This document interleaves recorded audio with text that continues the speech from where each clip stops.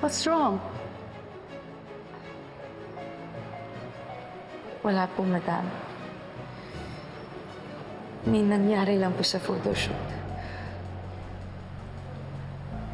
Does it have something to do with Velma? Don't worry.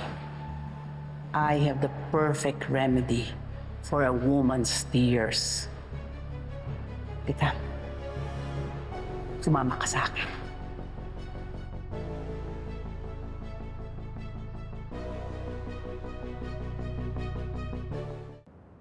Madam Clara, thank you so much for this. Grabe naman po yung pag-spoil niyo sa akin. I feel like I don't deserve it. But it feels good, right?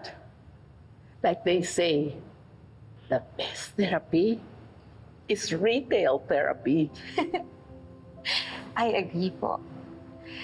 Parang iba po talaga yung pakiramdam ng snake skin, ng cowhide, or crocodile leather bags.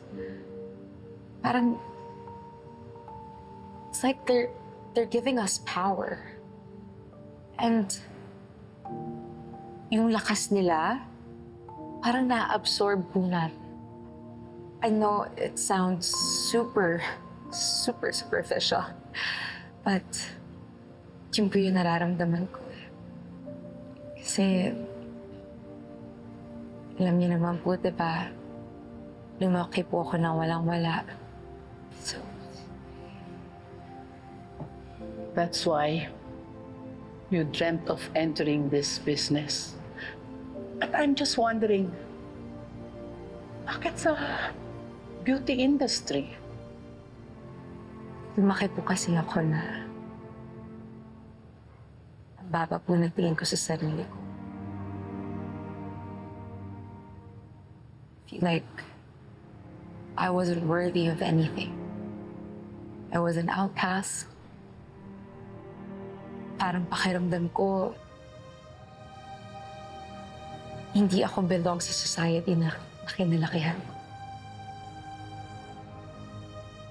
Kahit po sa sarili kong pamilya. Resulta po kasi ako ng Resulta ng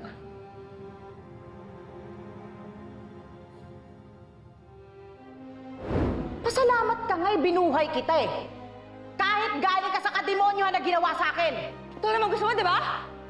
Ito lang, di ba? Uy! Ate! Ate! pagkarip po ng mama ko.